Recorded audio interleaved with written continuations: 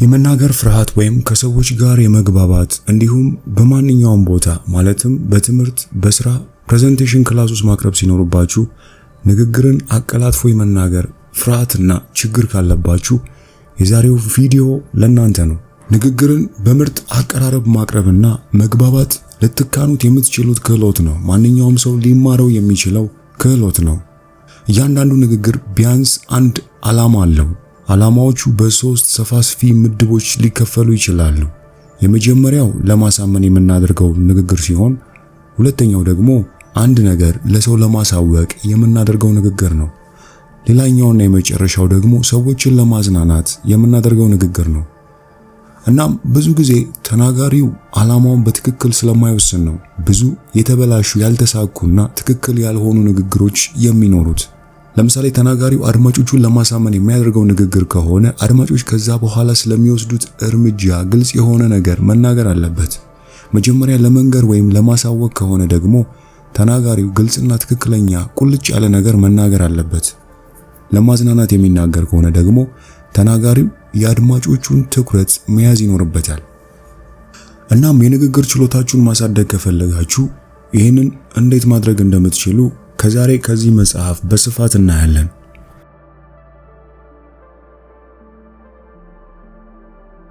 በራስ ስለመተማመን ስናወራ በተለይም የመድረክም ሆነ የንግግር ፍርሃትን ማሸነፍ በራስ መተማመንን ማሳደግ ምን ያህል ከባድ እንደሆነ ማወቅ ይቻላል። ይህም በጥቂት ሳምንታት ልምምድ ብቻ ልታደርጉት ትችላላችሁ። እነዚህን 4 ምክሮች ከተገበራችሁ በማንኛውም በምታገኙት የመድረክ ላይ የመናገር እድል በትክክለኛው መንገድ አፍን የሚያስከድን ድንቅ ንግግርን ማድረግ ትችላላችሁ። አንደኛው በሕዝብ ፊት የመናገር ወይም ከሰዎች ጋር የመወያየት ያላችሁን ፍርሃት በተመለከተ ሲሆን እውነታውን አውቃችሁ ይህንን መቀበል ነው። ከዛም ስለ ንግግርም እነዚህን 4 እውነታዎች ፈጽሞ መርሳት የለባችሁም።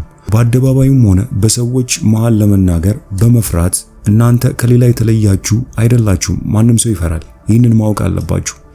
ሁለተኛው ደግሞ በተወሰነ ደረጃ ደግሞ ይህ ፍርሃት ጠቃሚ ነው፣ ምክንያቱም በአካባቢያችሁ ያሉ ያልተለመዱ ፈተናዎችን ለመቋቋም የተፈጥሮ መንገድ ስለሆነ። ሶስተኛው ደግሞ እናንተ እንደምታስቡት ብዙ ፕሮፌሽናል ወይም ሁሉም የመድረክ ፍርሃት የሌለባቸው ሰዎች አይደሉም። በተወሰነ መጠን ሁሉም ሰው የመድረክ ፍርሃት ይኖረዋል። በጥቂትም ቢሆን የተወሰነ ፍርሃት አለባችሁ ማለት የዓለም መጨረሻ አይደለም። አራተኛው ደግሞ ማወቅ ያለባችሁ ንግግርን የመፍራት ዋናው ምክንያት በአደባባይ ወይም በሰዎች መካከል መናገር ስላልቻላችሁ ሳይሆን በመለማመድ የሚመጣ ስለሆነ ነው። በተገቢው መንገድ መዘጋጀት ከቻላችሁ ዳንኤል ዌብስተር እንደሚለው በግማሽ ዝግጅት በታዳሚ ፊት ለመናገር ከመቅረብ ይልቅ ግማሽ ልብስ ለብሶ መቅረብ ይሻላል ሲል ተናግሯል። በሌላ አነጋገር በበቂ ሁኔታ ተዘጋጅቶ የቀረበ ሰው በራስ መተማመን ይኖረዋል። እናም ይህንን ለማድረግ በፍጹም የምትናገሩት ንግግር ቃላቶችን በመሸምደድ ወይም ቃል በቃል በማስታወስ ለመናገር አትሞክሩ። ሁሌም መጀመሪያ ሐሳባችሁን መሰብሰብና ማደራጀትን አስቀድሙ። እናም ከጓደኞቻችሁ ከቤተሰብ ጋርም የምታደርጉትን ንግግር ተለማመዱ።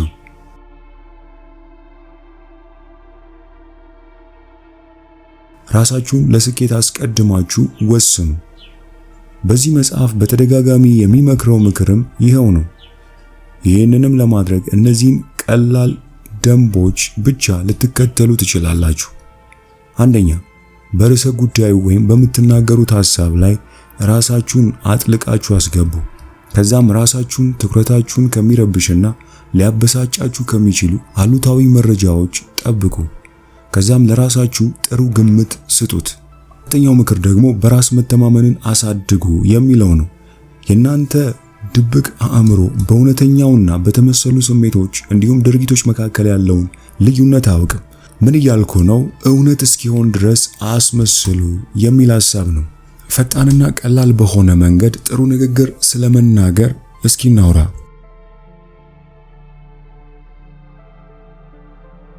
በአደባባይና በሰዎች መካከል መናገር ለመማር ፈጣንና ቀላል መንገድ እነዚህን 3 ዋና ዋና ህጎች ልብ ልትሏቸው ይገባል።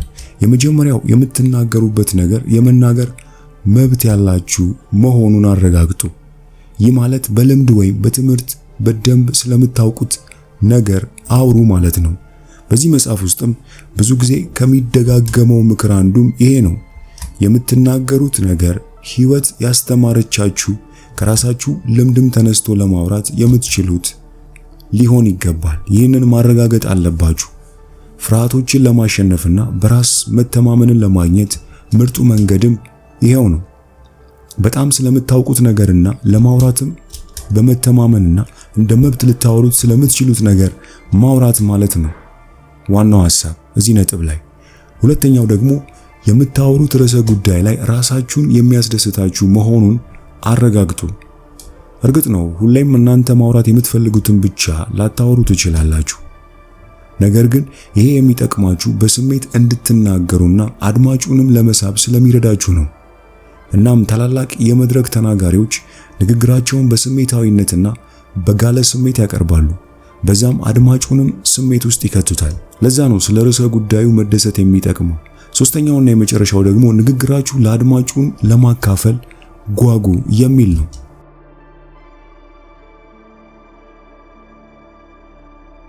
የአድማጮችን ትኩረት ለማግኘት የሚረዱ የንግግር ማቴሪያሎችን ለማዘጋጀት 4 መንገዶች አሉ። በዝግጅታችሁ ጊዜም እነዚህን 4 ደረጃዎች ከተከተላችሁ የአድማጫችሁን ትኩረትና ጉጉት ለማዘዝ እድል ታገኛላችሁ። እነዚህ 4 መንገዶች የመጀመሪያው የንግግር ርዕሰ ጉዳያችሁን መገደብ ነው። ሁሌም ንግግር ከመጀመራችሁ በፊት ያንን መወሰንና መምረጥ አለባችሁ። ርዕሰ ጉዳያችሁንም እናንተ ልታነሱት የምትፈልጉትን ነጥብና ያላችሁ ጊዜ በሚስማማ መልኩ ቀንሱት። ይህንን ለማድረግ ይህንን ህግ ተከተሉ። አንደኛ፣ የምታደርጉት አጭር ንግግር ከሆነ ያም 5 ደቂቃ አካባቢ ከሆነ በዚህም 1 ወይም 2 ነጥቦችን ብቻ ለማሳካት ጊዜ ይኖራችኋል። የምታደርጉት ደግሞ ረጅም ንግግር ከሆነ ደግሞ ያ ከ5 እስከ 30 ደቂቃ ይሆናል። በዚህ ጊዜ ከ4 እስከ 5 ዋና ዋና የሆኑ ሐሳቦችን ማንሳት ትችላላችሁ ማለት ነው። ሁለተኛው መንገድ ደግሞ የመጠበቂያ ኃይልን ማዳበር መቻል ነው።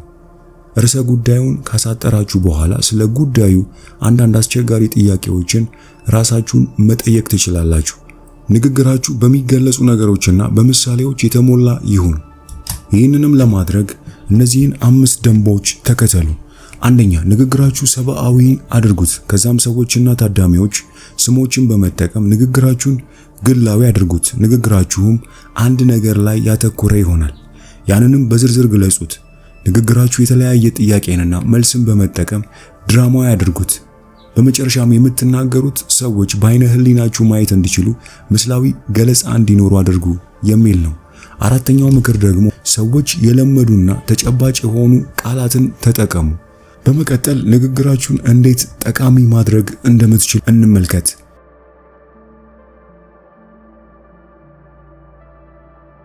ለዚህም አንደኛው በጣም የምትወዷቸውን ጉዳዮች ምረጡ። ምክንያቱም አንድ ተናጋሪ በጥሞና የሚያምነውን ነገር ነው በትጋት የሚናገረው። ሁለተኛ ደግሞ ስለ ርዕሳችሁ ያላችሁን ስሜት ራሳችሁ ኑሩት። ለምን ፊልሞችን እንደምትመለከቱ ታውቃላችሁ? ምክንያቱም ስሜታዊ ፍላጎቶቻችሁን እንድታሟሉ ስለሚፈቅዱላችሁ ነው። ስለዚህ ያንን እናንተም ለታዳሚዎች አቅርቡ። ሶስተኛው ደግሞ በቁም ነገር ተግብሩ። ምክንያቱም ሁሌም በቁም ነገርና በትጋት መስራት ቁም ነገረኛነትና ትጋት እንዲሰማችሁ ስለሚያደርጋችሁ ይህንን ማድረጋችሁን አስታውሱ። ንግግራችሁን ከአድማጮቻችሁ ጋር መካፈል አለባችሁ። ይህም ስለ ስሜቶቻችሁና ከአድማጮቻችሁ ጋር ስላላችሁ ግንኙነት የምናወራበት ክፍል ነው። ከአድማጮቻችሁ ጋር ጠንካራ የመግባባት ስሜትን ለማዳበር የሚረዱ ህጎች አሉ። አንደኛ፣ ከአድማጮቻችሁ ፍላጎት አንጻር ተናገሩ። ለዚህም የምትናገሩትን ለመስማት የሚጓጉ ተመልካቾችን በአይነ ህሊናችሁ ተመልከቱ። ያለበለዚያ ግን ታዳሚዎቻችሁ አሰልቺ እንደሆናችሁ እንደሚሰማችሁ አድርጋችሁ ካሰባችሁ አድማጮች ምናልባት ሰልችቷቸው ወደ መውጫው በሮች ሲመለከቱ ልታገኟቸው ትችሉ ይሆናል። አድማጮቻችሁ እስካሁን ካጋጠሟችሁ አድማጮች ሁሉ የበለጠ ኢንተለጀንት እንደሆኑ ወይም እያንዳንዳቸውም እንደምትወዳቸው አትናገሩ። ይልቁንስ ከነርሱ ጋር በትክክል 100% የሚመጥንና ቅን እውነተኛ የሆነ አድናቆትን ስጡ። ባዶ ሽንገላ ለአጭር ጊዜ ሊሰራ ይችላል። ነገር ግን በረጅም ጊዜ የትም አያደርሳችሁም። እንዲሁም ራሳችሁን ከአድማጮች ጋር አንድ ማድረግ አለባችሁ። በዚህ ጊዜም ራሳችሁን ከአድማጮቻችሁ ጋር ለማቀራረብ እኛ የሚለውን ቃል ተጠቀሙ። አድማጮቻችሁ የንግግራችሁን አካል አድርጋችሁ ውሰዱ። ለዚህም ጥያቄዎችን በመጠየቅ አሳታፊ በማድረግና ትናንሽ ቲዎሪዎችን በመጠቀም ማድረግ ትችላላችሁ። ራሳችሁን ከፍ አለማድረጋችሁን እርግጠኛ ሁኑ። አድማጭ ብዙ ጊዜ ራሱን ከፍ የሚያደርግና የላቀ እንደሆነ የሚያስብን ተናጋሪ ለመስማትም ሆነ ለማየት ፍቃደኛ አይደለም። ስለዚህ ተናጋሪው ተመልካቾች እንዲወዱት ራሱን ዝቅ አድርጎ መጫወት ወይም ማውራት ይኖርበታል።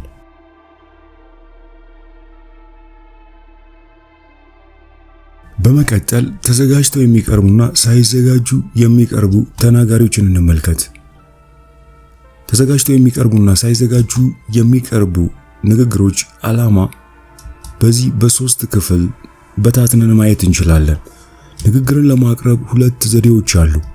አንደኛው ተዘጋጅታችሁ የምትቀርቡበት ዘዴ ሲሆን፣ ሁለተኛው ደግሞ ፈጣኑና ሳትዘጋጁ ድንገት የምታቀርቡት ዘዴ ነው።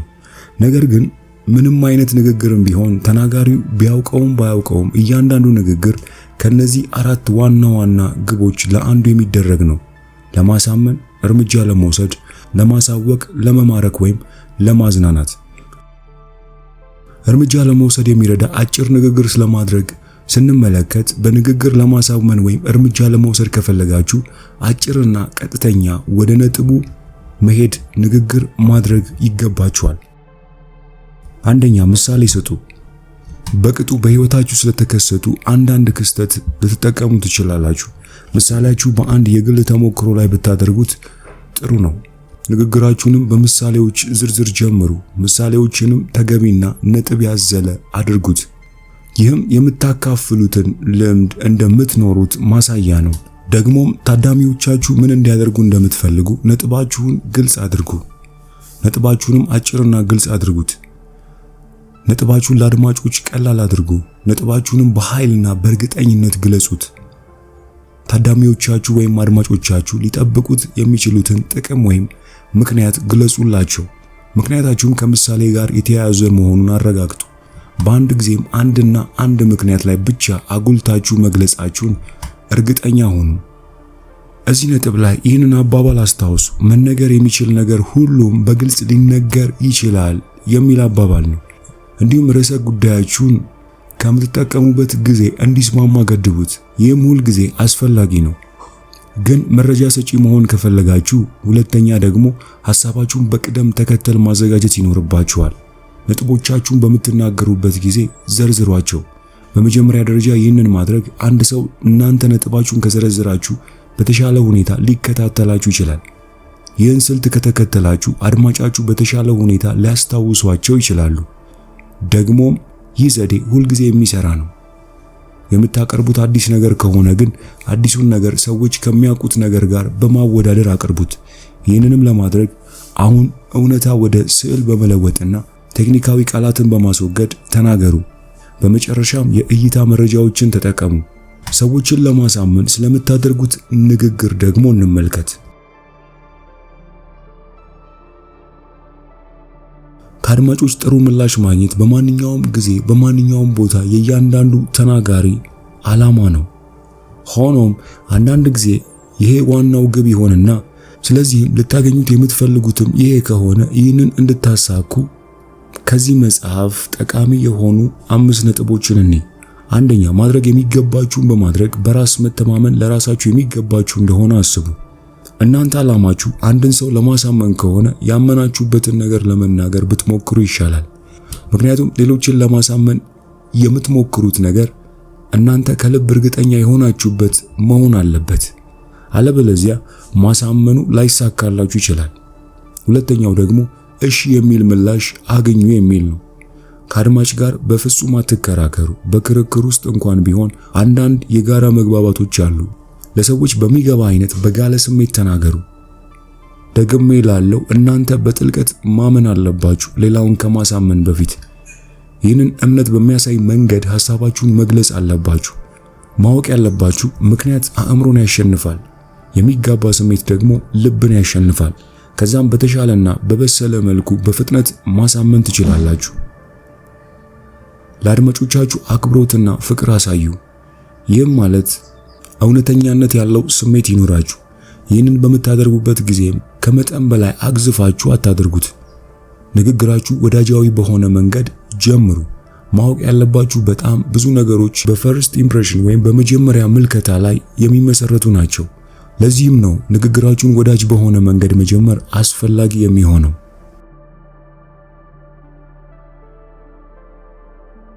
ሳትዘጋጁና በድንገት ንግግር አቅርቡ ብትባሉ ምን ታደርጋላችሁ? ከመሬት ተነስቶ ሳይሆን ከዚህ በፊት ስለተዘጋጀነው ነገር ሊሆን ይችላል። እንደዚህ አይነት አፋጣኝ ንግግሮችን ለመስጠት በራስ የሚመጣ ሳይሆን በልምድ የሚመጣ ነው። ይህንንም ለማድረግ ሳትዘጋጁ ንግግር ለማድረግ የሚሆን አይነት ልምምድ መለማመድ ይኖርባችኋል። ይህ ማለት በጣም አስፈላጊ በሚሆንበት ጊዜ ድንገት ንግግር ማድረግ እንድትችሉ ራሳችሁን አዘጋጁ የሚል ምክር ነው። ሁሌም ያልታሰበ ንግግር ለመናገር በአእምሮአችሁ ዝግጁ መሆን አለባችሁ። ድንገት ለመናገር በአእምሮ ዝግጁ መሆን መለማመድ ትችላላችሁ። በትንሹም ቢሆን ፍርሃት ከተሰማችሁ ድንገተኛ ንግግር አትጀምሩ፣ ምክንያቱም በዚህ መልኩ አይሰራም። ድንገተኛ ንግግር ማድረግ ሲኖርባችሁ እነዚህን ነጥቦች አስታውሱ። ይሄ ንግግር ነፃ እንድትሆኑ ያደርጋችኋል። ሁለተኛ ደግሞ ሐሳባችሁን ለማንሸራሸር ይጠቅማችኋል። ሌላው ደግሞ በአንድ ጊዜም የተመልካቹን ትኩረት ለመሳብ ያስችላችኋል። ለድንገተኛ ንግግር ሐሳቦችን የምታገኙባቸው ምንጮች ብዙ ናቸው። ታዳሚዎች፣ ይህ ማለት ስለነሱ ማውራትና ማወቅ የሚገባቸውን ምሳሌ በመጠቀም መናገር ማለት ነው። እንዲሁም አጋጣሚ ነው። ያም ማለት እነዛ ሰዎች የተሰበሰቡበት አጋጣሚ ማለት ነው። ስለዛም ማውራት ትችላላችሁ። በእርግጥም ይሄ እንዴት እንደተከሰተ ማውራት ትችሉ ይሆናል። በመጨረሻም ከናንተ በፊት ቀደም ብሎ ስለተናገሩ ሰዎች ማውራትም ትችላላችሁ። ያ ማለት መጀመሪያ በትኩረት ሰሚ መሆንና ንግግራችሁንም አንድ ሰው ከናንተ በፊት ከተናገረው ጋር አገናኝቶ ማውራት ትችላላችሁ። በድንገተኛ ጊዜ እንድታወሩ ስትጋበዙ በዚህ ጊዜ በቸልተኝነት አትናገሩ። ንግግራችሁን ከመጀመራችሁ በፊትም ሁሌም በአእምሮአችሁ አስቡት፣ ጻፉት። በመቀጠል የመግባቢያ ጥበቦችን ለማየት እንሞክር።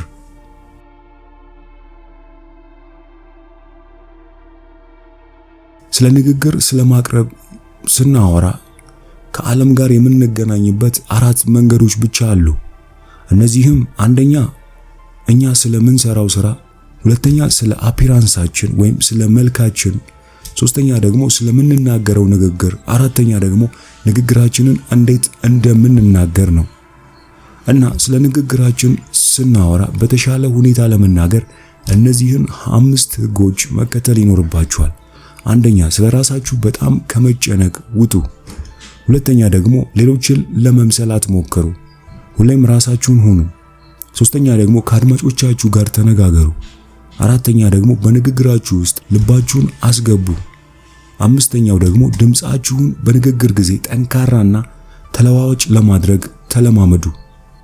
ውጤታማ ንግግር ለማድረግ ከዚህ በፊት ባነሳናቸው 4 ክፍሎች የተጠቀሱትን መርሆች፣ ቴክኒኮች ከማህበራዊ ንግግሮች ጋር በማዛመድ ማወቅ ይኖርባችኋል። በሚገባ የተደራጀ የመግባቢያ ንግግር ለማድረግ የሚነዱ 5 ምክሮች አሉ። ስለምትናገሩት ነገር በደንብ ተዘጋጁ። ለንግግራችሁ ትክክለኛ ርዕስ ስጡት። ይህም መግቢያችሁን በጥሩ ቃል እንድትጀምሩ ይረዳችኋል። በመጨረሻም ስለ ረጅም ንግግር አዘገጃጀት እንመልከት።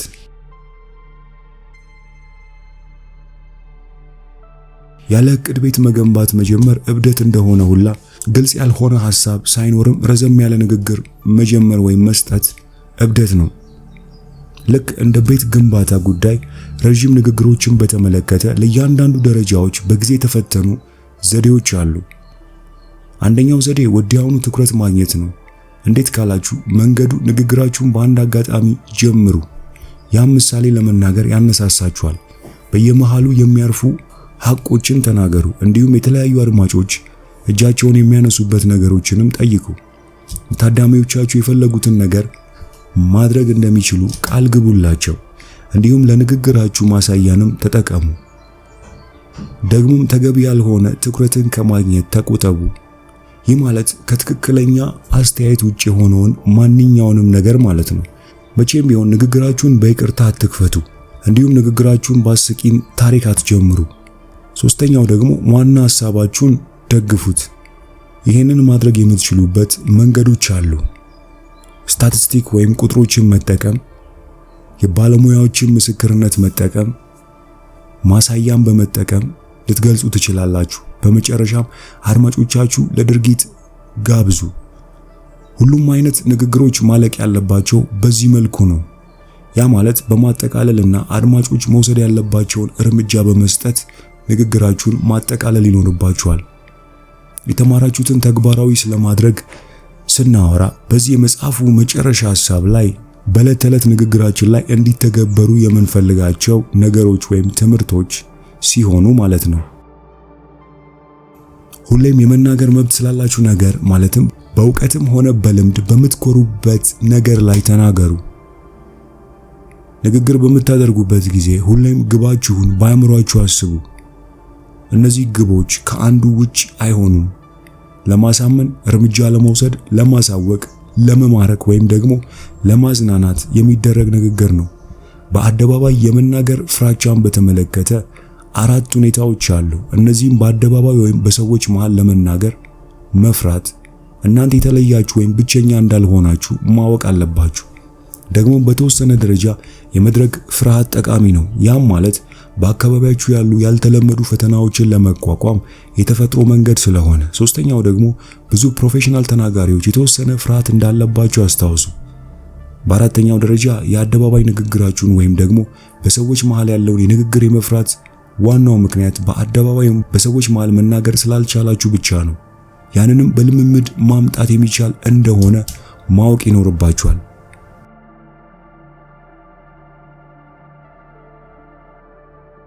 በዛሬው የመጽሐፍ ቅምሻችን The Quick and Easy Way to Effective Speaking በዴል ካርኔጊ የተጻፈው መጽሐፍ ነበር በስፋት ስናይ የነበረው። ይህንን መጽሐፍ ሙሉውን በአማርኛ የምትፈልጉ ብቻ ከታች ባለው የቴሌግራም ሊንክ አድራሻ ልትጠቀሙ ትችላላችሁ። እንዲሁም እንዲህ አይነት መሰል ሰልፍ ሄልፕ መጽሐፎች እንዲደርሷችሁ ይህንን ቻናል ሰብስክራይብ በማድረግ ቤተሰብ እንሁን። ይህ ቪዲዮ ከተመቻችሁ ለብዙዎች ተደራሽም እንዲሆን ላይክ፣ ሼር በማድረግ